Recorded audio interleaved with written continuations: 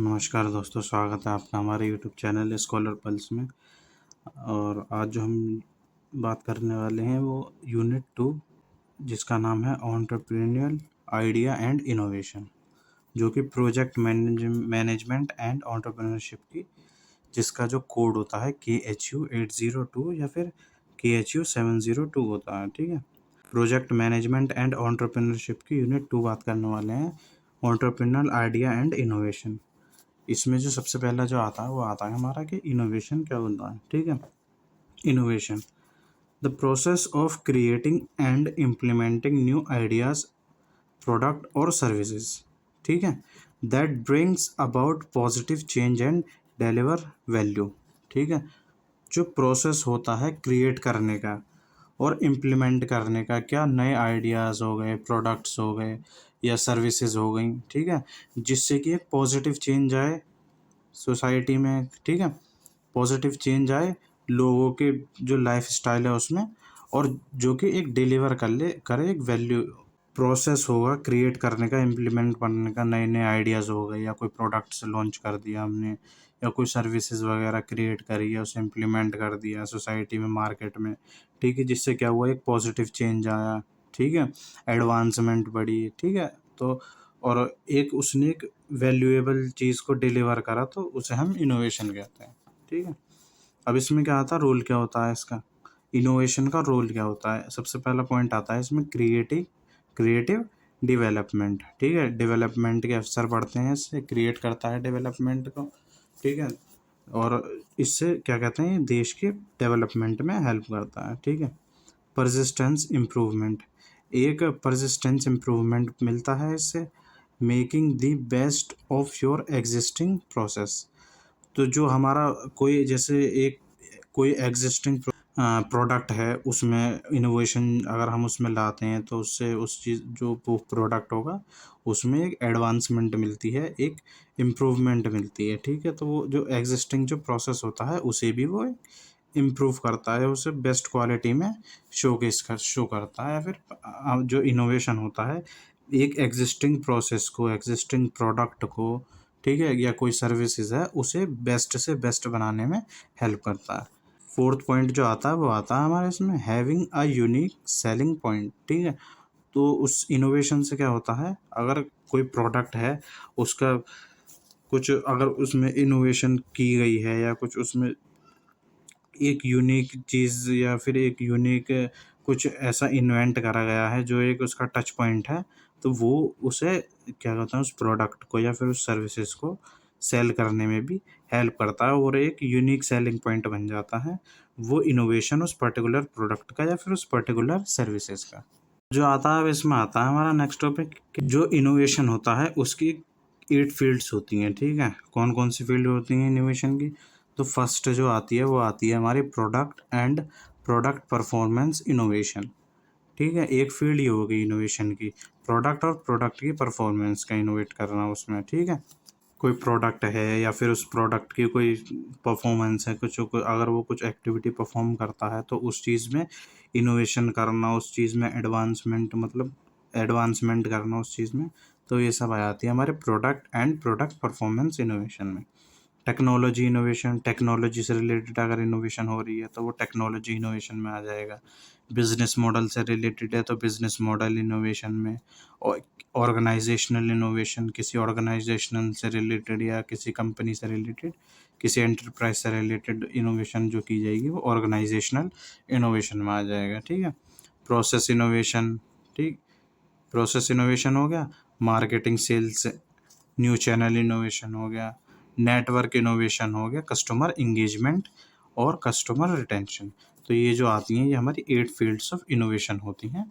अब जो आता है इसमें हमारा आता है कि टाइप्स ऑफ इनोवेशन क्या होती हैं, इनोवेशन के कितने टाइप्स होते हैं। ठीक है, तो इनोवेशन जो होती है उसके 4 टाइप्स होते हैं। ठीक है, अब इसमें कैसे बताया है मैंने, देखो, न्यू मार्केट, एग्जिस्टिंग मार्केट, ठीक है, एग्जिस्टिंग टेक्नोलॉजी, न्यू टेक्नोलॉजी। अब इसमें क्या होता है, एक होता है आर्किटेक्चरल इनोवेशन। ठीक है, अब आर्किटेक्चरल में न्यू मार्केट में और एग्जिस्टिंग टेक्नोलॉजी हो गई। ठीक है, अब आर्किटेक्चरल हो गया, उसके बाद incremental innovation. Incremental innovation existing market में और एग्जिस्टिंग टेक्नोलॉजी में। सिमिलरली रेडिकल इनोवेशन होता है, ठीक है, रेडिकल इनोवेशन न्यू मार्केट में और न्यू टेक्नोलॉजी में। और डिसरप्टिव होता है चौथे नंबर का हमारा, जो कि इसमें आता है एग्जिस्टिंग मार्केट और न्यू टेक्नोलॉजी में, ठीक है। तो जनरली जो होते हैं 4 टाइप्स के इनोवेशन होते हैं, आर्किटेक्चरल, इंक्रीमेंटल, रेडिकल और डिसरप्टिव। सबसे पहला आता है हमारा इंक्रीमेंटल इनोवेशन। इंक्रीमेंटल इनोवेशन क्या होता है? Most common form of innovation. जो इंक्रीमेंटल इनोवेशन होता है वो सबसे ज़्यादा कॉमन इनोवेशन का टाइप होता है, ठीक है। तो most common form of innovation होता है, इसमें क्या होता है? Uses existing technology with in an existing product. कोई एक प्रोडक्ट है जो पहले से ही एग्जिस्ट करता है मार्केट में, ठीक है, और ऐसी टेक्नोलॉजी यूज़ करी हमने जो पहले से ही मौजूद है, ठीक है।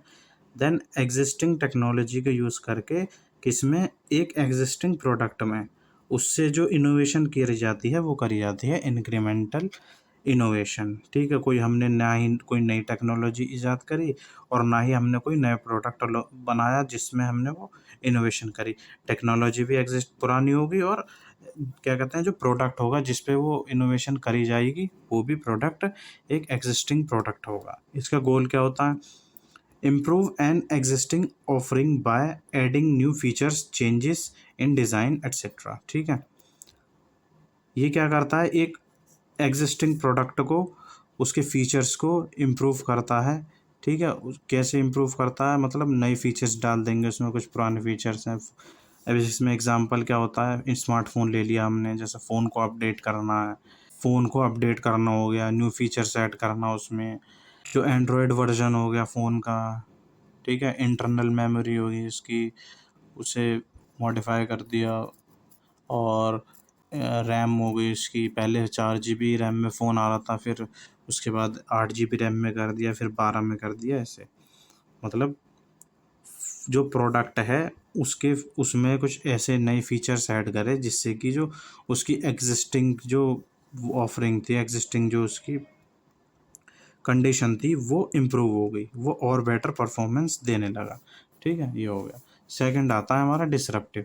Disruptive innovation. डिसरप्टिव इनोवेशन में क्या आता है हमारा?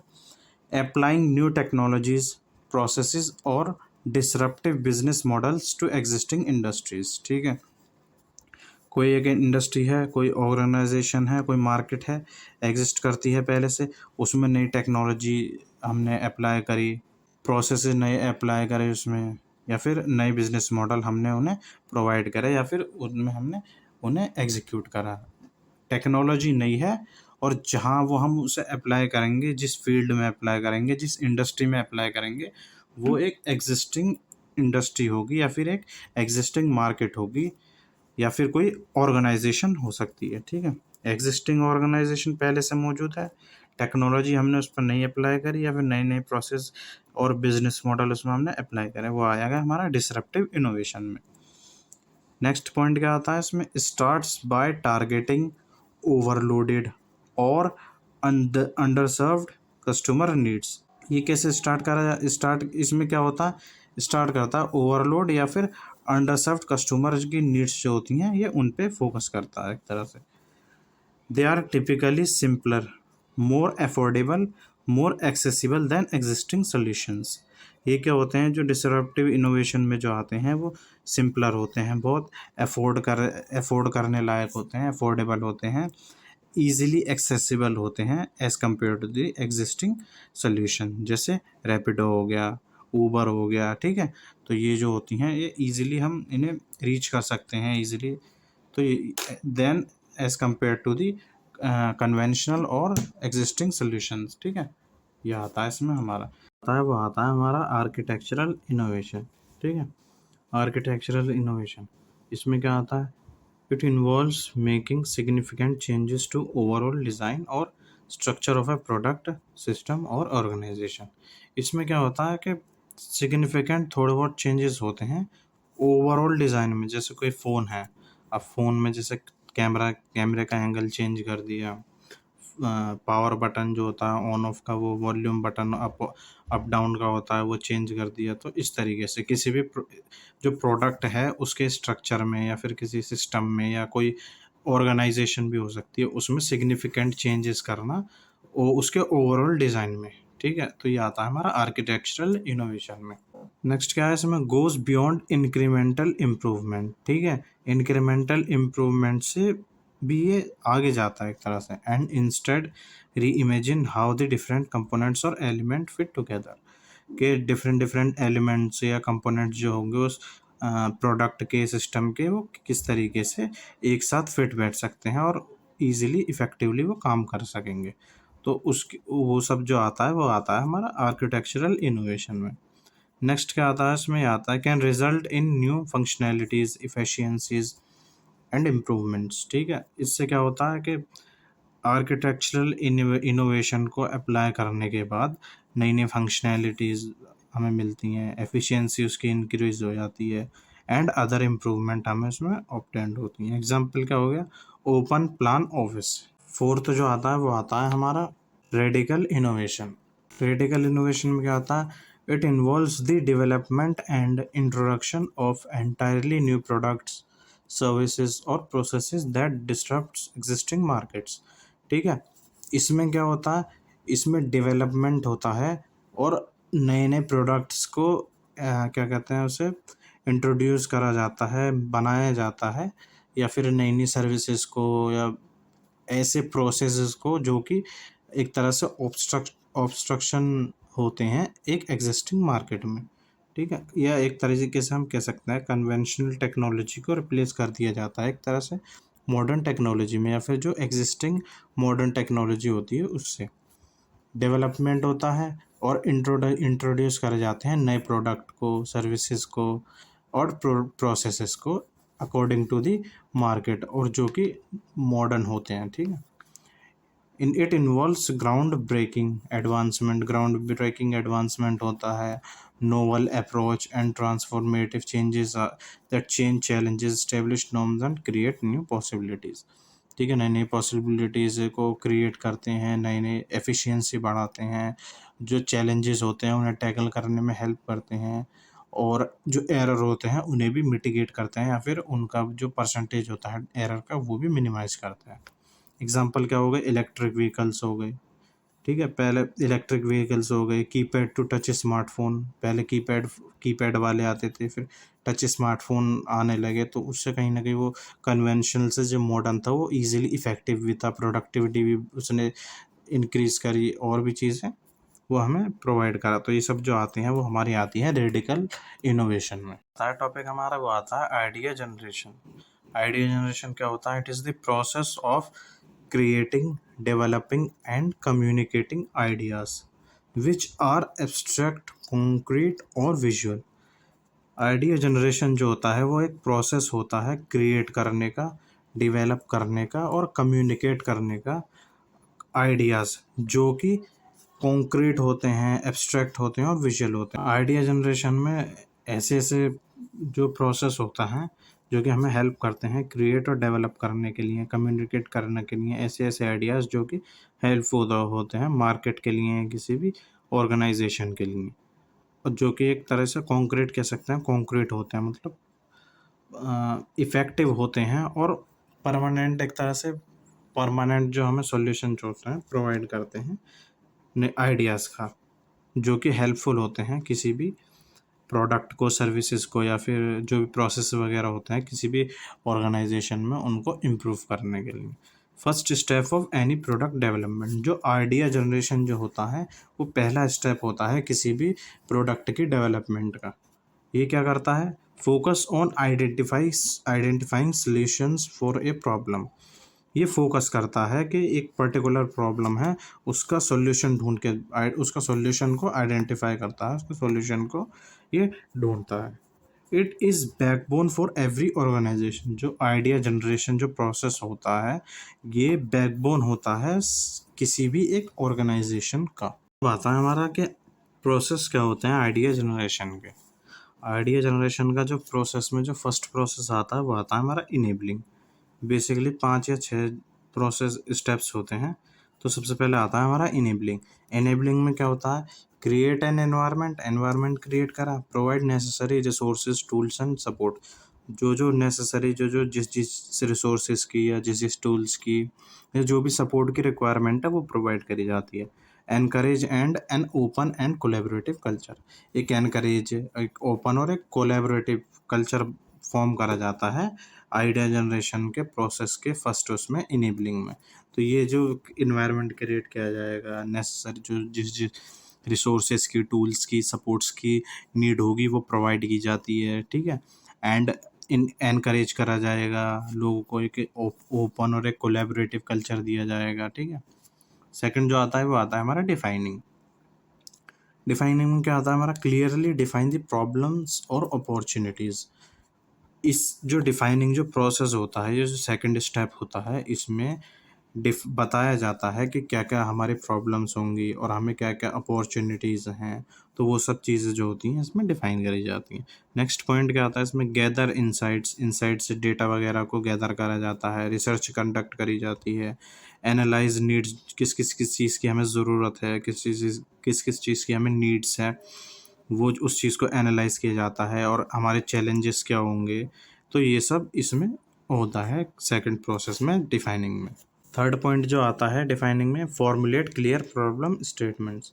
फॉर्मुलेट करा जाता है जो जो भी प्रॉब्लम होंगी, ठीक है, उनके स्टेटमेंट्स वगैरह को, वो सब होता है उसमें। थर्ड जो आता है वो हमारा आता है इंस्पायरिंग।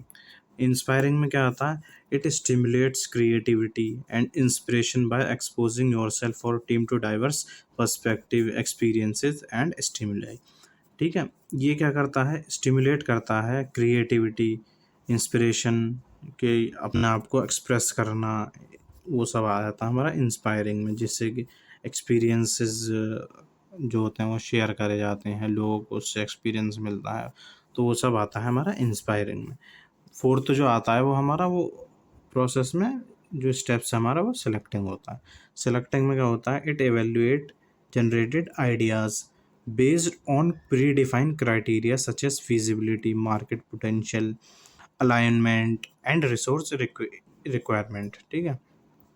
इसमें क्या होता है, ये इसमें इवेल्युएट निकाला जाता है, जो जनरेटेड आइडियाज़ होते हैं वो किस किस बेसिस पे निकलते हैं, वो प्री डिफाइंड क्राइटेरियाज होते हैं, जैसे फिजिबिलिटी क्या है उस प्रोडक्ट की, मार्केट पोटेंशियल क्या है, कैसे कैसे उसे हम अलाइनमेंट करेंगे उन प्रोसेसेस को, रिसोर्स रिक्वायरमेंट क्या क्या हमें रिसोर्सेज की रिक्वायरमेंट करी होगी, ये सब हमारा प्रोसेसेस जो फोर्थ सेलेक्टिंग प्रोसेस है उसमें हमारा ये आ जाता है।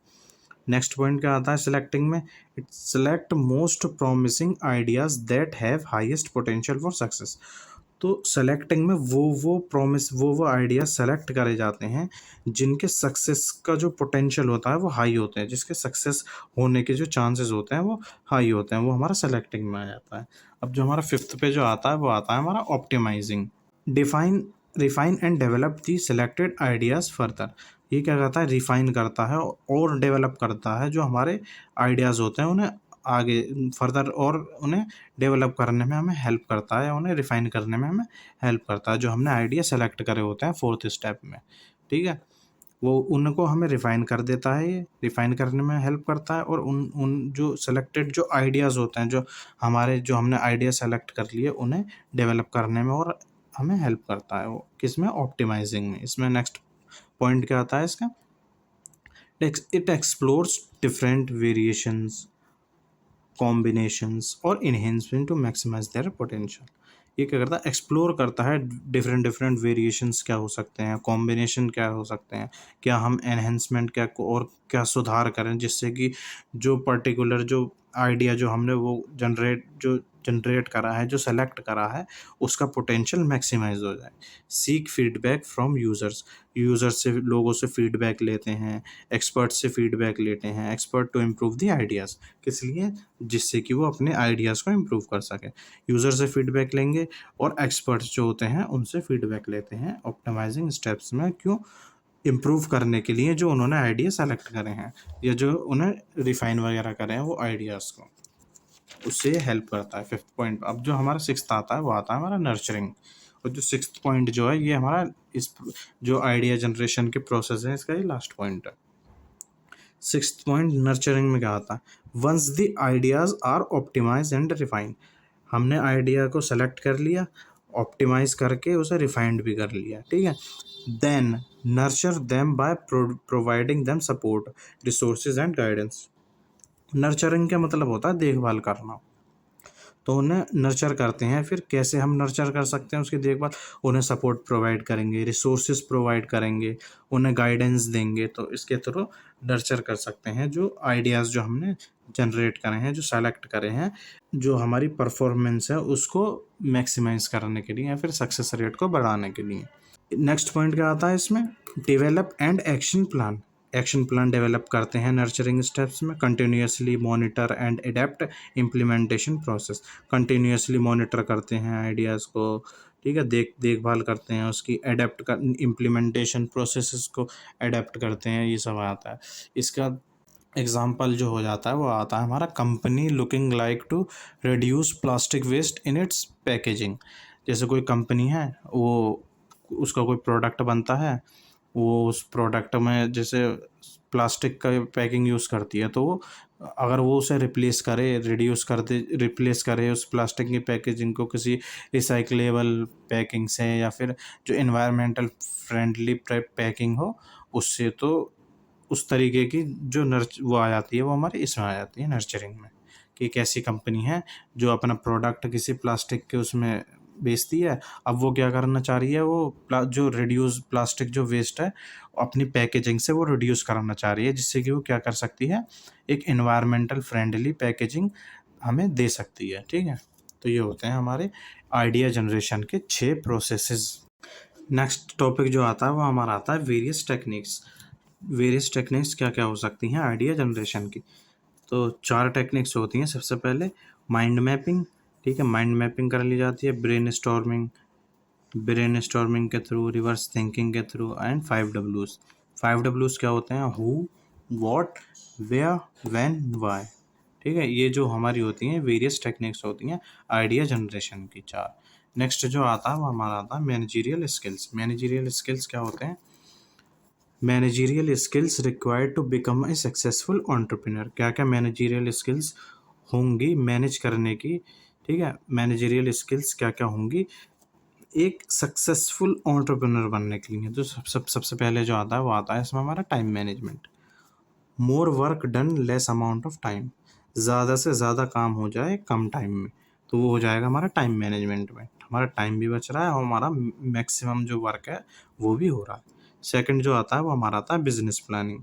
थर्ड में हमारा आता है कि एम्प्लॉयमेंट मैनेजमेंट। एम्प्लॉय मैनेजमेंट कैसे करा जाए, हाउ टू मोटिवेट एम्प्लॉयज़ को कैसे मोटिवेट करा जाए, उनको कैसे इनकरेज करा जाए, जिससे कि जो प्रोडक्टिविटी है उनकी वो भी बढ़ सके, परफॉर्मेंस बढ़ सके, जिससे कि इनडायरेक्टली जो ऑर्गेनाइजेशन है उसे फ़ायदा होगा और उसके सक्सेसफुल होने के चांसेस उस ऑर्गेनाइजेशन के हाई हो जाएंगे, जिससे कि डायरेक्टली एंटरप्रेन्योर जो होता है उस ऑर्गेनाइजेशन को उसको बेनिफिट पहुंचेगा। जो फोर्थ आता है वो हमारा कस्टमर मैनेजमेंट आता है। अब कस्टमर मैनेजमेंट में क्या आता है, how to manage relationships, loyalty etcetera. जो डिफरेंट एम्प्लॉयज़ हैं, वर्कर हैं, जो मैनेजर वगैरह हैं, उनकी लॉयल्टी कैसे मैनेज करी जाए, लॉयल्टी कैसे रखी जाए, उनकी रिलेशनशिप जो है कोऑर्डिनेशन कैसे करा जाए लोगों से, रिलेशनशिप लोगों में अच्छी होनी चाहिए, कमी कैसे एक बेटर कम्युनिकेशन बिठाया जाए लोगों में, तो ये सब हमारा आता है कस्टमर मैनेजमेंट में। फिफ्थ जो आता है वो हमारा आता है सेल्स मैनेजमेंट, कैसे सेल्स वगैरह को मैनेज करा जाता है उसमें। फाइनेंशियल मैनेजमेंट में फाइनेंस से रिलेटेड मैनेजमेंट होता है, इसमें क्या आता है, प्लानिंग, ऑर्गेनाइजिंग, डायरेक्टिंग, कंट्रोलिंग, किसे, फाइनेंस को, ठीक है, किस तरीके से प्लान कर रहे हैं, ऑर्गेनाइज कैसे कर रहे हैं, डायरेक्ट कैसे कर रहे हैं, उस हम फाइनेंशियल जो मैनेजमेंट है उसे हम कैसे कंट्रोल कर रहे हैं। जो सेवन्थ आता है वो आता है हमारा बिजनेस मैनेजमेंट। बिजनेस मैनेजमेंट में क्या आता है, बिजनेस मैनेजमेंट में आता है हमारा जनरल मैनेजमेंट आ गया, परचेजिंग आ गई, फाइनेंस, मार्केटिंग आ गई, सप्लाई चेन, ये सब जो आ जाता है वो हमारा बिजनेस मैनेजमेंट में आ जाता है। तो जो हमारा टॉपिक आता है वो आता है हमारा वैल्यू क्रिएशंस। वैल्यू क्रिएशन होता गया, सबसे पहले इंग्लिश में देख लेते हैं यहाँ इसकी डेफिनेशन क्या लिखी हुई है, यहाँ मैंने हिंदी में भी लिख रखा है, इससे आपको इसके एग्जाम्पल से आपको समझ में आ जाएगा, ठीक है। वैल्यू क्रिएशन क्या होता है? Process that creates outputs which are more valuable valuable than the input. वो प्रोसेस जो कि ऐसा आउटपुट क्रिएट करता है जो कि ज़्यादा वैल्यूएबल होता है इनपुट से। इनपुट हमारा x गया, तो जो हमारा जो आउटपुट आएगा वो हमारा x+10 आएगा या x+n आएगा। तो वो इनपुट हमने डाला 10 रुपये और हमारा आउटपुट निकल गया उससे 100 रुपये। एग्जाम्पल यहाँ दे दिया हमने कि 10 रुपये हमने इन्वेस्ट करे एंड 1000 का हमें आउटपुट मिला। तो जो ये हमने इनपुट करा 100 रुपये हो गए हमारे इनपुट के, एंड 1000 रुपीज़ जो हो गए वो हमारे हो गए आउटपुट के। तो ये जो प्रोसेस हुआ कि हमने 100 रुपये इन्वेस्ट करे और हमें 1000 रुपीज़ का आउटपुट मिला, तो ये प्रोसेस ही कहलाया जाता है वैल्यू क्रिएशन। नेक्स्ट क्या आता है इसमें? Involves identifying and delivering benefits that meet the needs and expectations of customer loyalty and business growth. इसमें क्या आता है? ये आइडेंटिफाई करता है और ये डिलीवर करता है बेनिफिट्स को, वो बेनिफिट्स जो कि मीट करते हैं, फुलफ़िल करते हैं नीड्स को, एक्सपेक्टेशंस को, किसकी? कस्टमर्स की, उसकी लॉयल्टी को, और एक तरह से बिजनेस ग्रोथ को भी उसके ऑर्गेनाइजेशन की। ठीक है, ये आ जाता है हमारा वैल्यू क्रिएशन में। अब इम्पोर्टेंस क्या होती है इसकी? सबसे पहले आता है हमारा first point, drive customer satisfaction and loyalty. इससे क्या होता है? एक कस्टमर की जो सेटिस्फेक्शन होती है वो फुलफ़िल होती है, और एक कस्टमर जो होता है वो उससे लॉयल्टी एक तरह से हमारी हो जाती है, बनती है। ठीक है, एक तरह कस्टमर सेटिस्फेक्शन प्रोवाइड करता है और कस्टमर लॉयल्टी प्रोवाइड करता है। इसका इंपॉर्टेंस सेकंड क्या आता है? It enhances brand reputation and perceptions. Brand के रेपुटेशन वगैरह को भी ये एनहेंस करता है, इम्प्रूव करता है और मेंटेन रखता है। थर्ड पॉइंट जो आता है वो हमारा आता है increases manual share and competition. Manual share और कॉम्पिटिशन्स वगैरह को मार्केट में बढ़ाता है।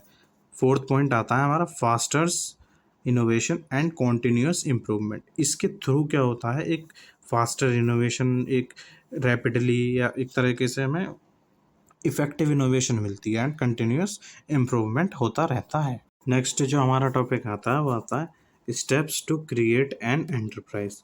कौन कौन से स्टेप्स होते हैं एक एंटरप्राइज को या किसी भी ऑर्गेनाइजेशन को, या कोई दुकान मान लेते हैं, ठीक है, उसे ओपन करने के या फिर उसे क्रिएट करने के। यहाँ मैंने लिख भी रखा है, एंटरप्राइज को दुकान कहते हैं देसी भाषा में। जो इसमें जो स्टेप 1 आता है, पहला स्टेप जो होता है, सबसे पहला स्टेप आता है किसी भी एंटरप्राइज को क्रिएट करने का, आइडिया जनरेशन। पहले भी पढ़ा है हमने idea generation. Create an online clothing store offer trending clothes. एक ऑनलाइन क्लोथिंग स्टोर ओपन कर लिया जिसमें कि एक ट्रेंड क्लोथ जो क्या कहते हैं, ट्रेंड के हिसाब से जो क्लोथ चलते हैं वो ऑफ़र करता है। एग्जाम्पल ले लेते हैं इसका। उस सेकंड स्टेप में क्या होगा?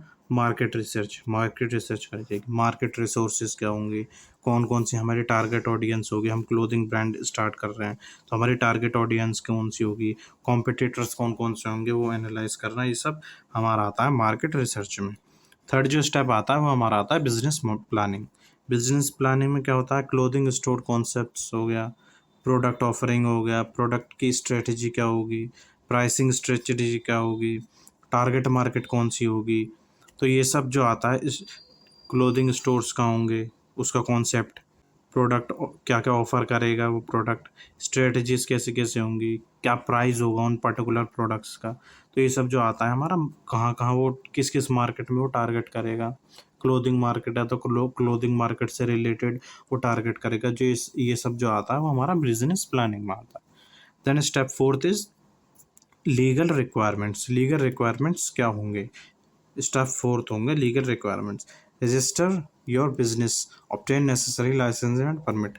अगर आप कोई क्लोथिंग ब्रांड स्टोर खोल रहे हो, शॉप खोल रहे हो, ठीक है, उसमें आपको रजिस्टर करना पड़ेगा बिजनेस के, हम एक क्लोथिंग ब्रांड्स खोल रहे हैं। लाइसेंसेस वगैरह लेने पड़ेंगे अपनी शॉप के, जो भी स्टोर आप खोलोगे, या और जो भी परमिट्स रिक्वायरमेंट होते हैं क्लोथिंग ब्रांड के। क्योंकि हम क्लोथिंग ब्रांड इसलिए ले रहे हैं क्योंकि हम यहाँ एक क्लोथिंग स्टोर का हम एग्जांपल ले रहे हैं कि हम एक कपड़े की दुकान खोल रहे हैं, ऑनलाइन ऑफलाइन जो भी है, जो कि एक ट्रेंडी क्लोथ्स हमें प्रोवाइड करता है। तो उसके लिए क्या क्या लाइसेंसेस की ज़रूरत पड़ेगी, जो क्या क्या परमिट चाहिए होंगे, रजिस्टर कराना पड़ेगा हमारा बिज़नेस के हम इस चीज़ का बिज़नेस कर रहे हैं, गवर्नमेंट से रिलेटेड जो भी लीगल जो रिक्वायरमेंट्स होंगी वो सारी स्टेप 4th में आ जाती हैं हमारी। स्टेप 5th में आता है हमारा फाइनेंसिंग। फाइनेंसिंग में क्या होगा, सिक्योर फंडिंग होगा, लोन्स वगैरह होगा, इन्वेस्टमेंट्स वगैरह होगा, ये सब जो आता है हमारा फाइनेंसिंग में आता है। स्टेप 6th में आ जाता है हमारा टीम बिल्डिंग। कैसे हमें टीम बिल्ड करनी पड़ेगी, एक ऑर्गेनाइजेशन को, एक किसी भी एंटरप्राइज को क्रिएट करने के लिए लोगों की ज़रूरत पड़ेगी, पैसे की ज़रूरत पड़ेगी, लोन की ज़रूरत पड़ेगी, इन्वेस्टमेंट उठाएंगे हम। तो ये सब हमारे इसमें आ जाता है, फाइनेंसिंग में आ जाता है, लोन्स वगैरह, इन्वेस्टमेंट वगैरह, पैसे फंड सिक्योर करेंगे, कुछ हमारे पास भी रुपया होगा या कुछ हमारे पास जो फंड्स होगा हम वो भी लगाएंगे। लोन्स की रिक्वायरमेंट होगी, लोन्स लेंगे, इन्वेस्टमेंट की रिक्वायरमेंट होगी, इन्वेस्टमेंट भी करेंगे। फिर एक टीम बनाएंगे, लो एम्प्लॉय को हायर करेंगे, मैनेजर होगा, सीईओ होगा, मार्केटिंग एक्सपर्ट होगा, ये सब टीम बिल्डिंग होगी। स्टेप 7th में क्या आता है हमारा, ब्रांडिंग एंड मार्केटिंग। ब्रांडिंग का हमारा लोगो क्या होगा, ऑनलाइन सेटअप कैसा होगा अगर हम ऑनलाइन क्लोथिंग ब्रांड खोल रहे हैं, डिज़ाइन कैसा होगा उसका, किस तरीके के ब्रांड के कपड़े हम उस पे सेल करेंगे, तो ये सब हमारा मार्केटिंग में और ब्रांडिंग में आ जाता है। जो स्टेप 8 जो आता है वो आता है इसका हमारा ऑपरेशन सेटअप। मशीन्स हो गई, इनोवेशन हो गई, मैन्युफैक्चरिंग प्रोडक्ट हो गए, ये सब हमारा आ जाता है ऑपरेशन सेटअप में, जहाँ जो पर्टिकुलर जो क्लोथिंग ब्रांड की जो प्रोडक्ट है वो हमारा मैन्युफैक्चर होगा, या जो मशीन्स वगैरह होंगी वहाँ पे वो इनोवेट करी जाएंगी। ये सब इसमें आ जाता है, जहाँ हमारा मतलब कपड़ा जो है बन के तैयार होगा, वो सब आ जाता है हमारा ऑपरेशन सेटअप में। लॉन्च करेंगे, फिर हम एक एंटरप्राइज हमारी बन गई, मशीनरी वगैरह हमने सब लगा ली, टूल्स वगैरह लगा लिए, प्रोडक्ट की मैन्युफैक्चरिंग वगैरह कर ली, ठीक है, सब सेटअप हमने तैयार कर लिया। देन स्टेप 9 में हम उसे लॉन्च करेंगे एंटरप्राइज को, और स्टेप 10th में कंटिन्यूस इम्प्रूवमेंट देते रहेंगे, क्योंकि कंटिन्यूस इम्प्रूवमेंट बहुत ज़रूरी होता है एक एंटरप्राइज की ग्रोथ के लिए, ठीक है। एग्जाम्पल में आप नोकिया और एप्पल ले सकते हो। एक कंटिन्यूस इम्प्रूवमेंट होगी तो एक एंटरप्राइज जो होती है वो ग्रो करेगी always, year by year. Time के अकॉर्डिंग नहीं चलोगे, कंटिन्यूस इम्प्रूवमेंट अपने प्रोडक्ट में, अपनी सर्विसेज में, या जो भी आपके ऑर्गेनाइजेशन में उसमें नहीं दोगे, तो जो आपकी जो एंटरप्राइजेस है वो एक सक्सेसफुल आउटपुट आपको नहीं देगी। लास्ट जो हमारा इसमें टॉपिक आता है यूनिट 2 में, वो आता है हमारा strategies to sustainable enterprise model. क्या क्या स्ट्रेटजीज होंगी एक सस्टेनेबल एंटरप्राइज मॉडल के लिए। फर्स्ट आता है maximise material and energy efficiency. Material को मैक्सिमाइज करना पड़ेगा और एक एनर्जी एफिशिएंसी हमें प्रोवाइड करनी पड़ेगी, एनर्जी एफिशिएंसी होनी ज़रूरी है। सेकंड आता है हमारा कंट्रोल रिसोर्स वेस्टेज। जो रिसोर्स वेस्टेज को हमें कंट्रोल करना पड़ेगा, मिनिमम से मिनिमम वेस्ट प्रोड्यूस होना चाहिए हमारी एक एंटरप्राइज में, हमारी ऑर्गेनाइजेशन में, तो वो हमें एक सस्टेनेबल एंटरप्राइज मॉडल देगा। थर्ड पॉइंट आता है deliver functionality rather than ownership. एक फंक्शनैलिटी डिलीवर करनी पड़ेगी रादर देन हमें एक ओनरशिप के, ठीक है। फोर्थ जो आता है वो हमारा अडेप्ट द स्टीवर्डशिप रोल। एक हमें स्टीवर्डशिप रोल अडेप्ट करना पड़ेगा, जिससे कि हमारी जो ऑर्गेनाइजेशन है वो एक सस्टेनेबल ऑर्गेनाइजेशन बन सके और एक इफ़ेक्टिवली ग्रो कर सके और एक इफ़ेक्टिव और पॉजिटिव प्रोडक्ट हमें प्रोवाइड कर सके। फिफ्थ जो आता है वो हमारा एनकरेज सफिशिएंसी हमें एनकरेज करनी पड़ेगी, जिससे कि हमारी जो ऑर्गेनाइजेशन है उसके एम्प्लॉय वगैरह होंगी, प्रोडक्टिविटी बढ़े, एक सस्टेनेबल एंटरप्राइज हमें मिल सके। ये सब आ जाता है इसमें, ठीक है, पढ़ लेना आप एक बार। सिक्स्थ जो आता है वो हमारा आता है inclusive value creation. Value creation को हमें इंट्रोड्यूस करना पड़ेगा, उसे भी इंक्लूड करना पड़ेगा। लास्ट जो पॉइंट आता है 7th पॉइंट, वो आता है develop sustainable scale up solution. Sustainable solution हमें डेवलप करने पड़ेंगे, जिससे कि सस्टेनेबल एंटरप्राइज मॉडल की हमें स्ट्रेटजीज मिल सके कि हम अपनी ऑर्गेनाइजेशन को, अपनी एंटरप्राइज को एक सस्टेनेबल मॉडल कैसे बना सकते हैं। तो इसके साथ ही जो आपकी जो यूनिट 2 है वो कंप्लीट होती है प्रोजेक्ट मैनेजमेंट एंड एंटरप्रेन्योरशिप की। मिलते हैं आपसे नेक्स्ट वीडियो में, तब तक के लिए थैंक यू।